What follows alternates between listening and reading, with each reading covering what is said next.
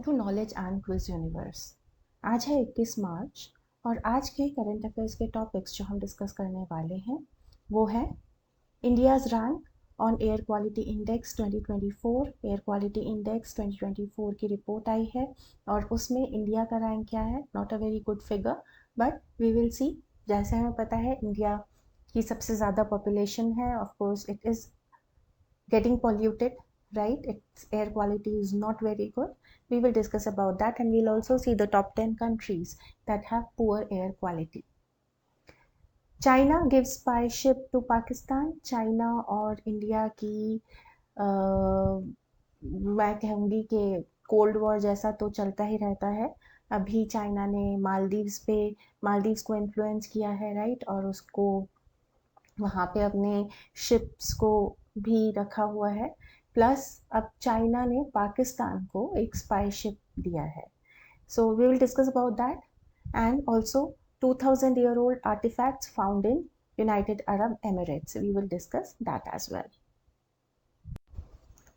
But before we go to the topics, we have one question for you, जिसका answer आपको मिलेगा मेरी कल की वीडियो में।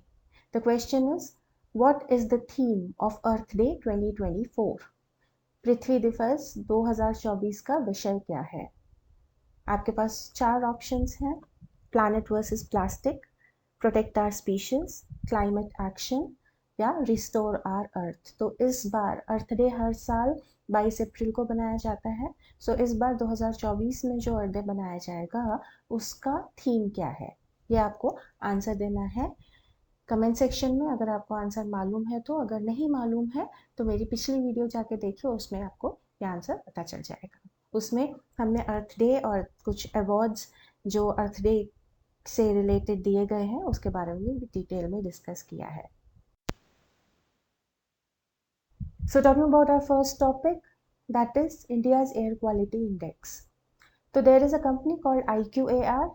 It is a Swiss air quality technology company जिसने रेटिंग्स दी हैं air quality index of different countries को। तो उसमें इंडिया की रैंक है 3rd and only after Bangladesh and Pakistan. So Bangladesh की रैंक है 1st, पाकिस्तान की रैंक है 2nd and India is the 3rd most polluted country in the world. Now basically what is the pollution levels which are acceptable और India में कितना है, that we have to know. You have to know these concepts. So globally, air that has 12 to 15 micrograms per cubic meter of PM 2.5 is considered safe. PM क्या होता है? Particulate matter. अगर 12 से 15 microgram पर cubic metre का particulate matter 2.5 है, that is considered safe to breathe, while air with values above 35 micrograms per cubic meter of PM 2.5 it is unhealthy. India का कितना है? इंडिया का है 54.4 माइक्रोग्राम्स पर क्यूबिक मीटर, जो लंग्स को क्लॉग कर सकता है। It can give a lot of breathing diseases and a lot of other diseases. It can get situation.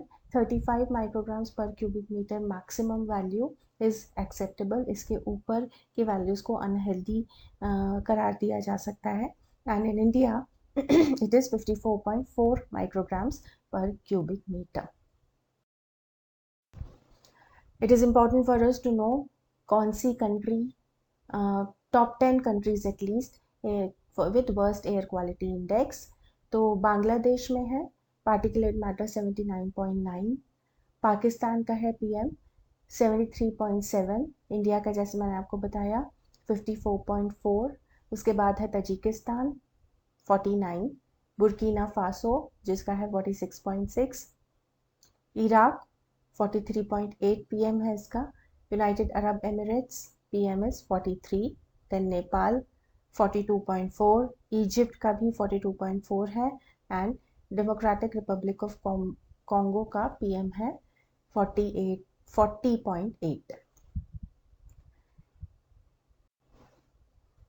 So next going to the next topic of current affairs. जैसे मैंने आपको बताया, China has given a missile tracking ship to Pakistan. This is called as PNS Rizwan. It is a 87 meters long missile tracking ship which is built in China.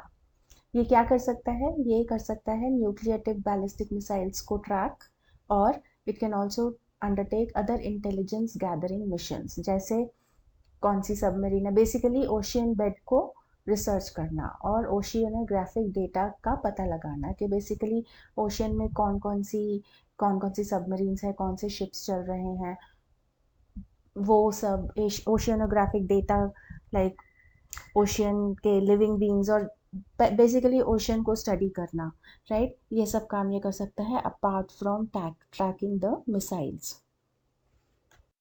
Bharat के पास indigenously developed INS Dhruv है। It is 10,000 ton research vessel जो missile range instrumentation ship है, and it was developed by Hindustan shipyard limited. ये आपको पता होना चाहिए।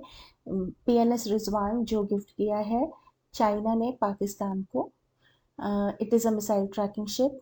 हमारे पास भी मिसाइल ट्रैकिंग शिप है। It is called INS Dhruv.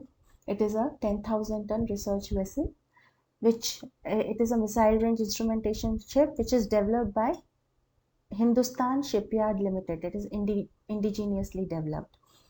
It can gather electronic intelligence, track missiles and satellites to help India's strategic weapons and anti-ballistic missiles. It can map ocean beds for enemy submarines and gather oceanographic data. जैसा जो capabilities basically ऐसे ships की होती है, it can do all of that. This particular ship, INS Dhruv, is operated by National Technical Research Organization, Defense Research Development Organization and Indian Navy. ये jointly इस ship को operate करते हैं। ये ship कमीशन किया गया था 10 सितंबर 2021 को विशाखापट्टनम में हमारे national security advisor Shri Ajit Doval के द्वारा। इसका यूज़ हमने किया था, आपको मालूम होगा, रिसेंटली 11 मार्च को हमने अग्नि 5 मिसाइल को टेस्ट किया था, which is also called as mission Divyastra, right? तो इस पर्टिकुलर मिसाइल की जब टेस्टिंग हुई थी तो इसको ट्रैक करने के लिए हमने अपने आईएनएस ध्रुव का प्रयोग किया था। This was its first mission deployment to support mission Divyastra, right, which is a MIRV technology based Agni 5 missile. तो we have seen it happening in the operation. ऐसे जो ships होते हैं जो basically are used to track missiles and used to do research, these are called as basically research vessels. ऐसे ships काफ़ी सारी countries के पास नहीं है. Basically it is with United States, Russia, China, France, India के पास है, and अब पाकिस्तान के पास भी है. But important thing is to see that how China is influencing India's neighbors. It is influencing Pakistan. Pakistan को तो चाइना पूरा पूरी financial aid या जो भी देता रहता है, but its main aim और main goal और main intention is पाकिस्तान को use करना against India. And similar thing it is doing with Maldives as well now. So India has to be careful. China is really playing a lot of tricks, right? Next, going to the next important topic of current affairs. 3 golden coins estimated 2000-year-old have been found in ancient site of Tel Abrak at the Abrak archaeological site, which is in Al Quwain region of United Arab Emirates. And this particular site, Tel Abrak, which is Abrak archaeological site, it dates back to 2500 BC. Apart from the coins, there are some other artifacts and statues also which are discovered. ऐसी discoveries काफ़ी सारी हो रही है. हमने कल की video में देखा था कि कुछ मोरक्को में बहुत पुराने फुटस्टेप्स देखे गए हैं, राइट? अभी रिसेंटली फ्रांस में एक डायनासोर की बोन मिली थी. चाइना में भी कुछ आर्कियोलॉजिकल सर्वे करके कुछ टूम्स और वेपन्स मिले हैं. We will talk about that maybe in some other video, right? तो दीज काइंड ऑफ क्वेश्चंस में कम वेरी इंपॉर्टेंट क्वेश्चंस के कौन कौन सी नई चीज़ें मिल रही हैं आर्कियोलॉजिकल सर्वे साइट्स में.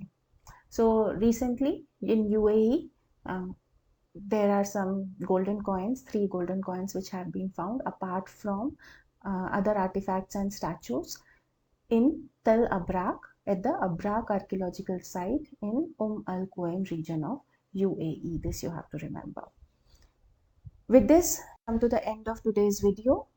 Please like, share and subscribe to this channel for more such content. I hope you got to learn something. I post such videos every day. So please like, share and subscribe to this channel. Thank you for watching. See you again.